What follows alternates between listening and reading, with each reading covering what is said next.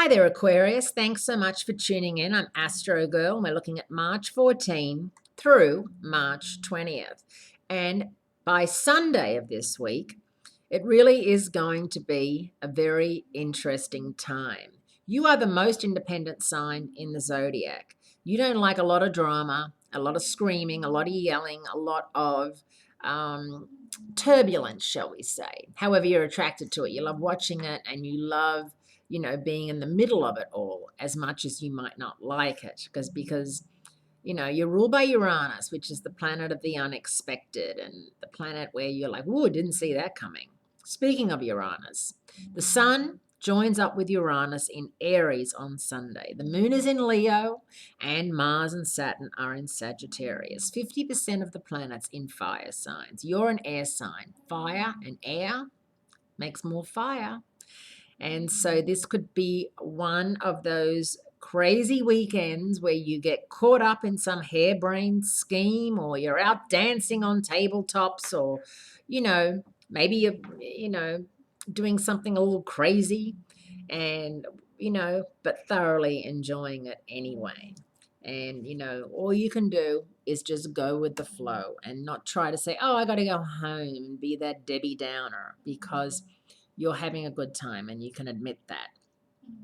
Now, before we get to all that good stuff, before Sunday, there are two unmistakable signs that things are looking up this year and that the economy is showing signs of a healthy recovery and a pickup, because we've got to admit that last year was not great.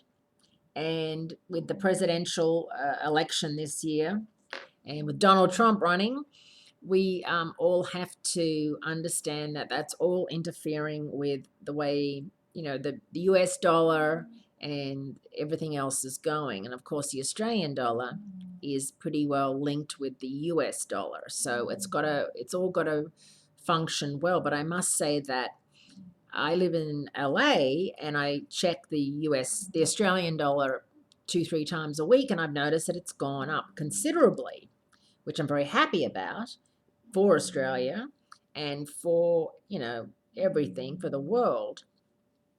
And now I'm reading that Wednesday, March 16, Jupiter, the planet of abundance, makes a positive trine alignment with Pluto, the planet of global powers and finances.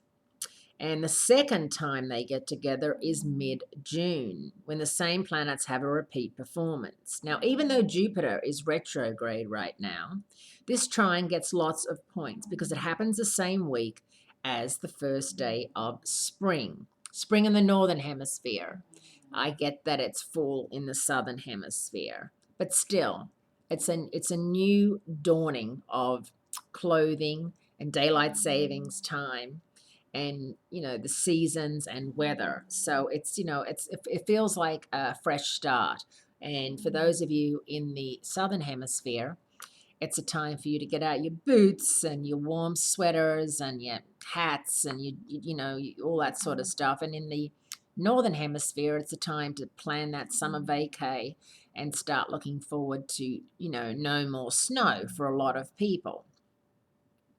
So take a tip from this unique moment of cosmic balance and cosmic out of balance, and check out where you might have too much energy or where you don't have enough energy, Aquarius.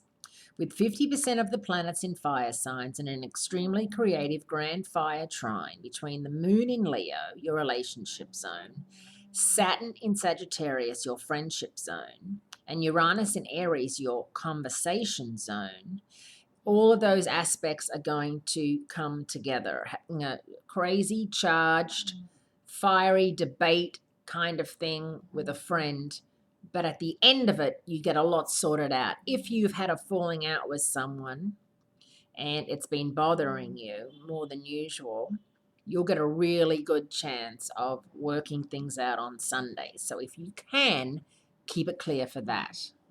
Have a great week. Great speaking to you. And I look forward to speaking to you again next week.